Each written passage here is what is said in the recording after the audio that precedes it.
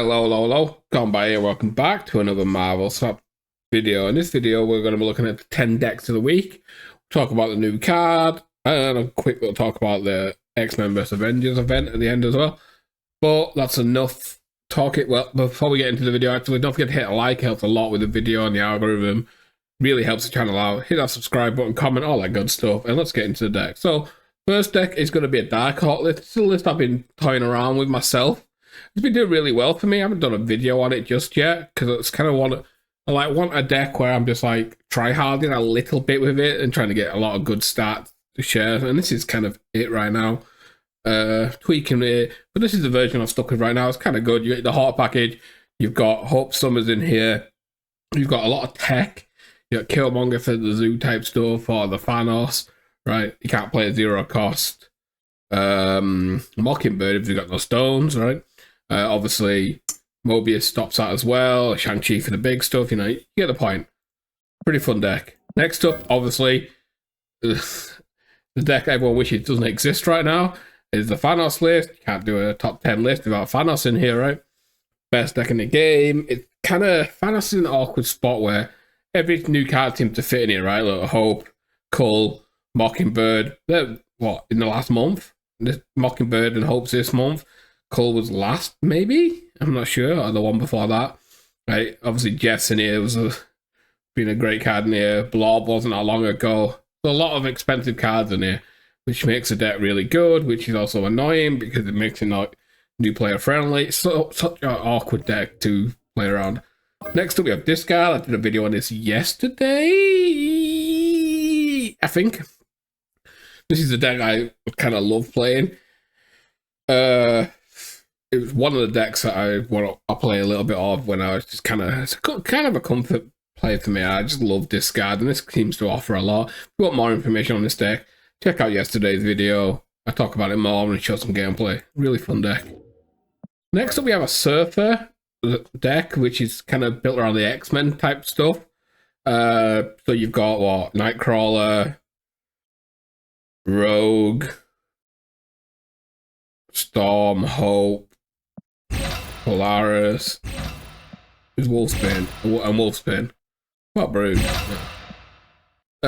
You've got all that, and Iceman. I can't forget Iceman. What about Forge? And Forge. So it's pretty much all X-Men stuff, right? You build up a lot of stuff, you get some power, you surf for it all. Pretty straightforward stuff. The event's kind of cool, but we'll talk about that at the end. Next up, Hela, again, with Thanos. It's still a top tier deck. Nothing really changed, just like Thanos kind of just got better, which kind of pushes it out the way a little bit, because if Thanos is better, Thanos runs Professor X, can already lock down a lane and make it awkward, right? And then, I can block lanes with a Magneto and stuff like that, right? And just also contest the power the hell is going to put out. So it's awkward, so it's kind of fallen off a little bit, but still a great deck. Okay, that's 5 done. 6, Phoenix Force deck. I'm not sure if this is the best version. This is just a version. I've seen a lot of people talking about Phoenix Force. I wanted to put Phoenix Force in here. Honestly, probably do a deck video on Phoenix Force sometime this week, because it's been a while since I've done Phoenix Force. Puts out a lot of power. It's a good deck. It's kind of a little bit flexible and a bit like that. This is got the Nimrod type stuff, right? You can go for a big Nimrod. You can go for Phoenix Force stuff around. There's plenty of options, which is nice. And then you've also got Tribunal, right? Because if you get like a good multiple man down with Phoenix Force early, you can just put a lot of power out and then live in Tribunal and spread the power around, and it helps. It just helps spread the power. And obviously, if you go for a big Venom type stuff as well, it's great for there. It's just really solid inclusion in those decks these days. Or next up, we have Zoo. Mockingbird type stuff.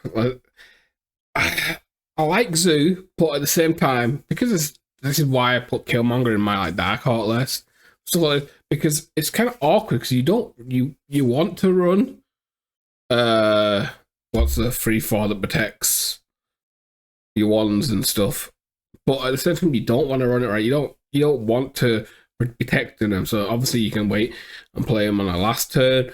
Obviously, if you're not playing your ones out, you can't play Cull curve. And if you're not playing all these Squirrel Girls and Sharnas out early, right, your Mockingbird's going to cost some. So it's so awkward to find the way. And if you got Killmonger, you just kind of get screwed. Next up, Loki. Again, one of these decks that people don't really want to be in the meta, but I actually like it. Loki kind of fell off.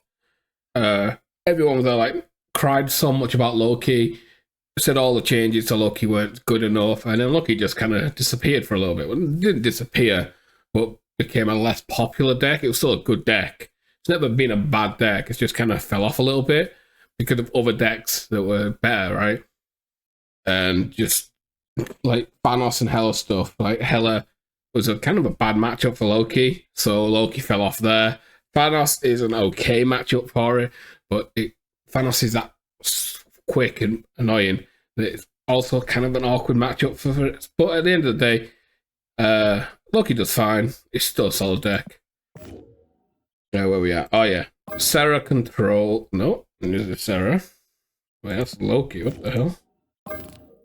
Oops. Let me find the Sarah control list. I guess I didn't copy that one. Here we go. Sorry about that. Oops. I'm not gonna take out. We're a one deck type of guy, a one take type of guy. So here we go. The Sarah. It's kind of hazmat. Sarah didn't realize that. So you've got a lot of tempo, right? So you've got Lizard, Max, and Gladiator. To get ahead, you've got Ghost, so you can go last for the hazmat. Luke Cage, so you can stop Lizard going small. Stop hazmat hurting you. Man Thing, Mary, really fun. I will definitely be playing a version of this week. And the last deck to talk about is just a Patriot deck. I actually love Patriot, so I'm glad it's kind of seeing some play a little bit, because Mockingbird's just like, it's normally like a 1 or a 2 cost, which is fine. Like if you get a 2/9, I don't want to say it's a little busted, but it's pretty busted, right? 2/9 is pretty good, so it fits in well here. And that's it for the decks. But whilst we're on the decks, we might as well talk about Mockingbird now. Mockingbird was a new card this week. Series 5, 5/9, cost 1 less for each card in play that didn't start in your deck, which straight away you think Thanos, right? That's kind of the problem. If it's straight into a Thanos deck with a lot of new cards, but the card's solid, really good. Should you get it? Probably. It's kind of awkward. I don't really want to say yes to getting a Series 5 card, but if you are missing any other card in the Spotlight card, she's probably a good week to get it. She's just a great card. She's super flexible. I wouldn't be surprised to see a nerf at some point, but maybe the nerf will just be aimed at Thanos, where it doesn't include Thanos stones, which will be great because she's still a decent card, right? She can fit in like Clogging and Patriot and Zoo stuff, so she's still a good card. She just, because she fits in Thanos right now, it's a little red flag on it, because I'd expect that interaction to be removed at some point because it just seems stupid. Anyways, that's it for that. So yeah, I say she's definitely a good card. If you're missing anything else in the Spotlight, go for it. And then lastly, we're going to talk about the X-Men event. Just pull up an X-Men or an Avenger, right? So we've got an Avenger here. I like these type of events. I like they don't last that long. So it's an X-Men, Avengers vs X-Men. If you play have three Avengers in one location, that they have free power. Well, a location with 3 Avengers has 3 powers, should I say. And then the X-Men, if you play 4 X-Men, all X-Men get 1 power.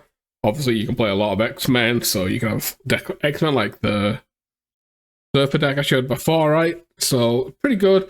Fun event. These type of events are pretty cool, as long as they don't last too long and they ain't too crazy. I've seen people upset about it, but I like it. As long as they're not taking over a patch. If we get this event like this, instead of a patch like the last one, the Valentine one, kind of sucked because it was instead of a patch, right? Which doesn't really do much. It's here for a week and then it's gone, right? But as long as it's not instead of a patch, it's just a cool little event here and there, I am all down for it, right? Maybe a mod. I've seen talk about a mod where for this stuff, so like ranked doesn't have these events on, which I don't like. I get the reason why people want that, but at the same time, it's just splitting the player base. Just let it be everywhere, man. It's fun. It lasts like a week and a half, 2 weeks at most. Let's have some fun. Don't be so serious about it. Anyways, that's it for the video. Hope you enjoy it. If you do, don't forget to leave a like, comment, subscribe, all that good stuff. And I'll catch you tomorrow for another video. Peace.